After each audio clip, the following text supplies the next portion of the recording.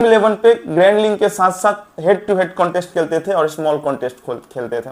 तो दोस्तों head to head और स्मॉल कॉन्टेस्ट में ऐसा था कि एक एक कॉन्टेस्ट 10,000, 20,000, 50,000, 1-1 लाख का हुआ करता था, जिससे कोई दो व्यक्ति हेड टू हेड में खेलते थे, किसी एक को फायदा होता था तो दूसरे को नुकसान होता था।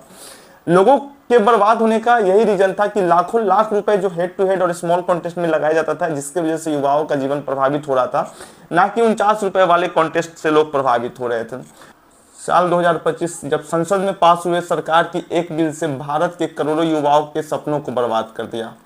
हम बात कर रहे हैं ड्रीम 11 की। जब 2025 में ड्रीम 11 अपने पीक पे था और हर रोज भारत के 2-4-10 युवा करोड़पति बन रहे थे, उसी समय सरकार ने एक बिल पारित किया और उसमें कहा गया कि भारत में ऑनलाइन फैंटेसी ऐप को बंद कर दिया गया और इस बिल को पूरी तरह से लागू कर दिया गया, जिसके चलते भारत में ड्रीम 11 सहित अलग अलग प्रकार के कई सारे ऑनलाइन फैंटेसी एप्लीकेशन चल रहा था, जैसे प्रोवो था, MPL था, बहुत सारे एप्लीकेशन थे, उन सबको बंद कर दिया गया।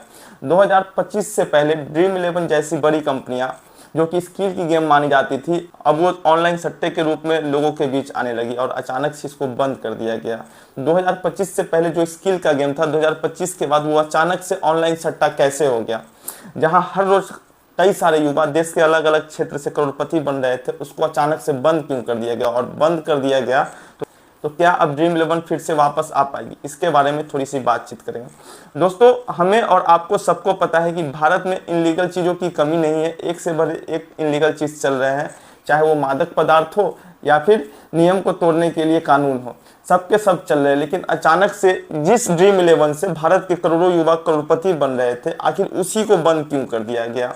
क्या इससे युवा इतनी प्रभावित थे, इससे युवा इतना पीड़ित हो गए थे कि वो सारी चीज छोड़ के ड्रीम 11 पे रह रहे थे? इसके अलावा कहने के लिए तो मादक पदार्थ भी है, जहाँ पे लोग रोज के हजारों रुपए नशा करने में झोंक देते हैं, लेकिन भारत सरकार ने आज तक ऐसी चीजों पे बैन नहीं लगाया। और भारत सरकार जो है ऐसे पूंजीपतियों को सपोर्ट करती है जो भारत को बड़े बड़े रिवेन्यू देता है। ड्रीम 11 भी भारत सरकार को टैक्स के रूप में अरबों रुपए दे रहा था, और साथ ही साथ जो युवा करोड़ों का गेम जीतते थे, मेगा ग्रैंड लीग जीतते थे, उनसे 30% रुपए टैक्स के रूप में भारत सरकार ले लेती थी। तो आखिर बंद करने की नौबत क्यों आई? बंद करने के पीछे बहुत सारे वीडियोस थे, जिसमें युवाओं ने कहा कि मुझे इस चीज़ का लत लग गया, कुछ युवाओं ने कहा कि मैंने फैंटेसी पे इतना जीता, और इन सबको देखते हुए सरकार ने डिसाइड किया कि ड्रीम 11 को बंद कर देना चाहिए। इससे युवा प्रभावित हो रहे, युवा का एजुकेशन बर्बाद हो रहा है। तो क्या युवा का एजुकेशन सिर्फ ड्रीम 11 की वजह से प्रभावित हो रहा था? और भी चीज़ें हैं जिससे युवा प्रभावित हो रहे थे। ड्रीम 11 के बंद होने के बाद कई बार खबरें आई कि ड्रीम 11 अब फिर से चालू हो जाएगा, लेकिन 2025 से अब 2026 भी खत्म होने वाला है, लेकिन अभी तक ड्रीम 11 के चालू होने का कोई भी संदेश नहीं है। जिस वक्त ड्रीम 11 बंद हुआ था, उस समय ड्रीम 11 के फाउंडर भाविश सेठ और हर्ष जैन ने कहा था कि हम सरकार के खिलाफ किसी भी प्रकार का मोर्चा नहीं निकालेंगे, हम कोर्ट में सरकार के खिलाफ कोई भी दाखिला फायर नहीं करेंगे। जब ड्रीम 11 के फाउंडर ने ये बात कह दी, फिर भी आज लोगों की उम्मीद है कि ड्रीम 11 वापस आएगा। तो ये हम किस बिना पे कह सकते हैं? दोस्तों आप सबको पता होगा कि ड्रीम 11 के जाने के बाद बहुत सारे जो ऑनलाइन एप्लीकेशन थे जिसपे लोग गेम खेल के पैसे कमाते थे, ड्रीम 11 नहीं लेकिन और भी जो एप्लीकेशन थे, उन लोगों ने सरकार के खिलाफ और इस बिल के खिलाफ कोर्ट में चैलेंज कर दिया था, जिसके बाद देश के अलग अलग राज्यों में हाई कोर्ट में इस मामले को सुना जा रहा था। कई बार हियरिंग भी हुई और हियरिंग को आगे बढ़ाते हुए डेट पे डेट लिया गया। उसके बाद देश के अलग अलग राज्यों के हाई कोर्ट में जब ये केस चलने लगा और ये सारे केसेस को फॉरवर्ड कर दिया गया सुप्रीम कोर्ट में। अब जो मामला है ये सुप्रीम कोर्ट में पड़ा हुआ है और अगले आदेश तक ये क्लियर नहीं हो रहा है कि ड्रीम 11 जैसे एप्लीकेशंस को फिर से चालू की जाए, स्किल्स का गेम था उसको फिर से चालू किया जाए या नहीं किया जाए। फिलहाल जो बिल पारित हुई थी उस पर यह स्पष्ट नहीं किया गया था कि परमानेंटली हम इसको क्लोज कर रहे हैं, तत्काल के लिए इस एप्लीकेशंस को क्लोज किया गया था। और अगर सुप्रीम कोर्ट का आदेश आता है कि ड्रीम 11 जैसी एप्लीकेशंस को जो युवाओं की स्किल के आधार पर उनको पैसे देती है, उनसे गेम खिलवाती है, उसको चालू कर दिया जाए, तब तक चालू होने का कोई उम्मीद नहीं है।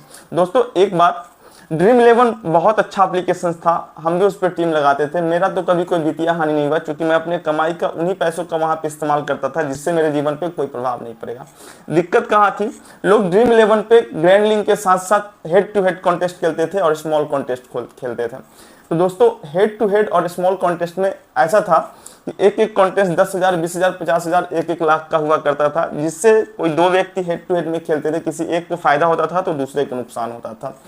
लोगों के बर्बाद होने का यही रीजन था कि लाखों लाख रुपए जो हेड टू हेड और स्मॉल कॉन्टेस्ट में लगाया जाता था, जिसके वजह से युवाओं का जीवन प्रभावित हो रहा था, ना कि 49 रुपए वाले कॉन्टेस्ट से लोग प्रभावित हो रहे थे। तो अगर ड्रीम 11 को बंद करना ही था तो ऐसे ही को बंद किया जाना चाहिए था जिसके वजह से लोग बहुत ज्यादा प्रभावित हो रहे थे। ऐसी स्थिति में उन कॉन्टेस्ट को बंद कर देना चाहिए था जिससे लोगों को हानि होता है। जैसे 99 के ऊपर जितने भी कॉन्टेस्ट थे उन सारे कॉन्टेस्ट को बंद कर देना चाहिए था। ना तो हेड टू हेड का बीट होता और ना लोगों को बड़ा नुकसान होता, ना इतनी सारी प्रॉब्लम्स आती। 49 के कॉन्टेस्ट में लोग अपना स्किल आजमाते थे 49 रुपए लगा के, जाएगा तो 49 रुपए, नहीं तो करोड़पति तो बनना ही बनना है या फिर हमारे पैसे वापस आ जाएंगे। ज्यादातर लोग 10 में से 6 मैच में अपने पैसे को वापस ले ही लेते थे, 4 मैच में ही अपना पैसा डुबाते थे। तो महीने का 500-600 रुपए ज्यादा था, ये कोई बड़ी बात नहीं थी, लेकिन बात वहां पे थी जहां पे लोग हेड टू हेड का गेम खेलते थे। दोस्तों आज के डेट में भारत में युवा सबसे ज्यादा अगर प्रभावित है तो वो नशा से प्रभावित है, चाहे वो सूखा नशा हो या फिर किसी और प्रकार का नशा हो। तो नशीली पदार्थों को आज तक बंद नहीं किया गया है जहां पे यूथ सबसे ज्यादा बर्बाद हो रहा है, लेकिन ऐसी स्किल्स को बंद कर दिया गया जहां पे युवाओं को थोड़ा सा रिस्क था लेकिन ज्यादातर चांसेस थे कि उनके सपने पूरे होंगे। हर रोज करोड़ों युवा ये सपने देखते थे कि आज मैं ग्रैंड लीग जीत जाऊंगा और आज मैं करोड़पति बन जाऊंगा, और एक दिन अचानक ऐसा हुआ कि ड्रीम 11 को बंद कर दिया गया और जो करोड़ों युवाओं का सपना था करोड़पति बनने का, ये बर्बाद होकर के रह गया। फिलहाल आज भी युवा इस चीज का इंतजार कर रहे हैं कि काश ड्रीम 11 का पेड कॉन्टेस्ट फिर से लाया जाए और हम फिर से ड्रीम 11 पे टीम लगा सके और जो करोड़पति बनने के सपने हमने देखे थे उस सपने को दोबारा से सच करके दिखा सके। आज भारत में बहुत सारे ऐसे घर हैं जिनके पास खाने के लिए कुछ नहीं हुआ करता था, वो आज करोड़पति बने बैठे हैं और अपने सपनों को पूरा कर चुके हैं। लेकिन ड्रीम 11 के जाने के बाद युवाओं में निराशा तो आई ही थी, युवा परेशान थे। तो सरकार और हमारे वीडियो को देखने वाले तमाम लोगों से रिक्वेस्ट है कि इस वीडियो को आप ज़्यादा से ज़्यादा शेयर कीजिए ताकि सरकार के पास हमारी बात जा सके और वो ड्रीम 11 पे कुछ अच्छा फैसला ले सके जिससे युवाओं के हित में हो, युवाओं में खुशी आ सके। जैसी पेड कॉन्टेस्ट बंद नहीं होना चाहिए, खास करके 49 वाला जो कॉन्टेस्ट था उस पर लोगों को अपने आप को साबित करने का मौका मिलता था, अपने स्किल को साबित करने का मौका मिलता था और साथ ही साथ अपने जीवन को सुधारने का मौका मिलता है। बाकी आप क्या सोचते हैं वीडियो के बारे में कमेंट सेक्शन में जरूर बताइएगा। वीडियो देखने के लिए आप लोगों का बहुत बहुत धन्यवाद।